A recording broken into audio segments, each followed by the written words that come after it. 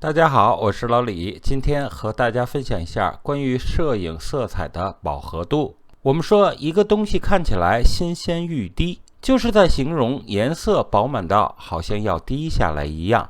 这样饱和的色彩是如何形成的呢？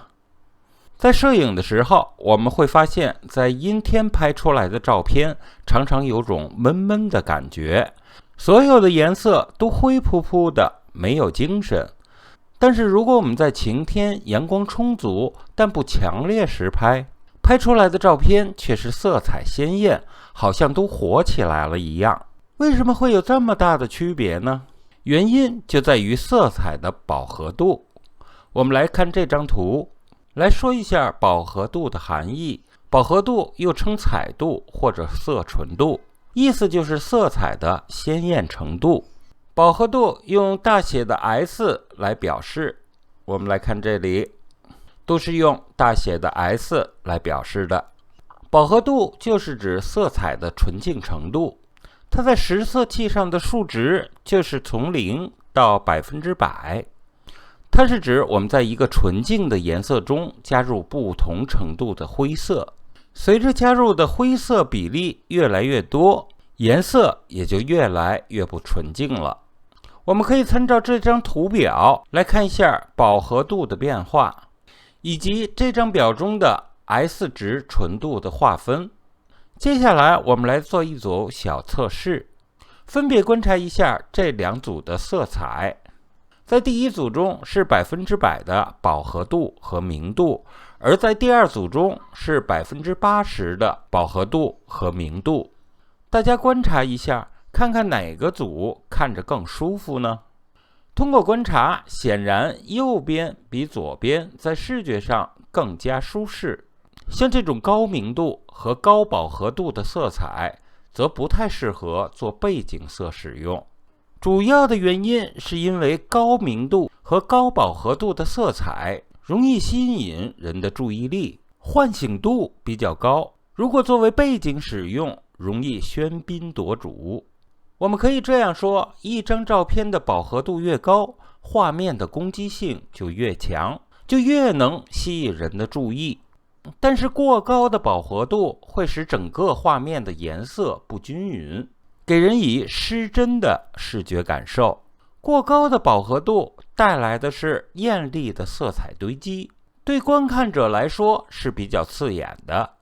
长时间的观看很容易造成视觉上的疲劳，甚至有时候会让人产生反感的情绪。所以我们说，过度饱和的照片色彩溢出，失去了色彩的层次细节，色彩失真。我们再来看一张过低饱和度的照片。过低饱和度的照片同样失去色彩细节，但是实际上过低饱和度的现象很少出现，过度的饱和度却被很多人采用，因为他们常常以艳丽的色彩去吸引观赏者的眼球。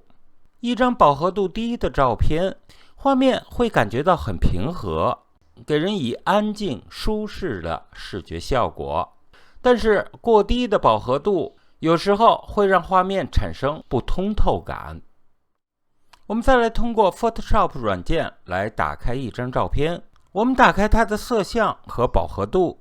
正如我刚才在前面所说的，在调整饱和度的时候，往往对其不加以控制，却不断地强化它，这样就会导致色彩过于鲜艳而缺少品质感，而且更容易让观众产生视觉上的疲劳。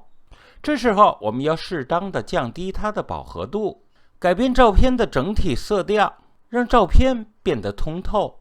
所以照片的饱和度在一般的情况下不要调得过高，过高的饱和度可能导致毁掉整张照片。我们把照片的色调调低一些，会让人感到清新而有韵味。在不考虑光线的作用下，我们使用单反相机拍出来的照片往往会让我们感到平淡无奇。这也就是为什么我们没有处理过的照片会总是让人感到又沉闷又不好看的直接原因。很多的时候，我们只需要稍稍的增加一点饱和度，整个照片就会好像活过来一样，从而让照片有更强的表现力。这张荷花的照片，我们可以通过饱和度的调整，来更好的增强画面的视觉表现力。同样，我们可以通过调整把周围的颜色全部去掉，只留下主体的颜色。这种反差能够很好的表现主体，带来视觉上的冲击。我们在判断饱和度的高低是有一定标准的，那就是还原拍摄场景中人眼所见到的真实颜色。其实能做到这一点，看似非常容易，但实际上很难。这就需要我们平时要多观察真实色彩的颜色，以及和我们所拍的照片进行比较，慢慢的积累经验。就目前的数码相机而言，绝大部分的绿色还原都欠缺较大，需要我们在后期时进行强化。我们在图像颜色在还原人眼真实的基础上，可以适当的加以优化和强化。